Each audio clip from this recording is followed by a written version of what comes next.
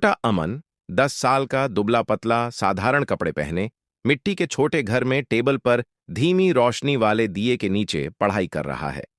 उसकी मां सविता करीब 40 साल की साधारण साड़ी में थकी हुई पर प्यार भरी मुस्कान के साथ पीछे काम कर रही है। सविता खेतों में तपती धूप में मेहनत कर रही है, टोकरी में अनाज उठाए हुए। छोटा अमन किताब हाथ में लिए उसके साथ चल रहा है। मां बेटे को पढ़ाई के लिए प्रोत्साहित करती है। समय बीतता है। अमन अब जवान हो चुका है।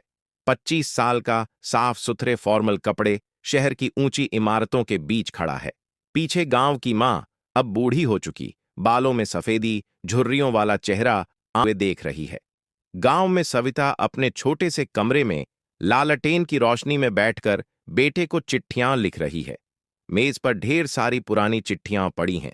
वही समय अमन शहर के अपने ऑफिस में बिजी है और इन चिट्ठियों को नजरअंदाज कर देता है। कुछ साल बाद सविता बहुत बूढ़ी और कमजोर हो चुकी है। वो खिड़की के पास बैठी खांसते हुए रास्ते की ओर देख रही है, इस उम्मीद में कि बेटा लौटेगा। डाकिया दरवाजे पर खड़ा है, हाथ में चिट्ठियां लिए और भारी है। शहर में अब अमन अमीर हो चुका है, सूट पहनकर बड़ी बड़ी बिल्डिंग्स में घूमता है।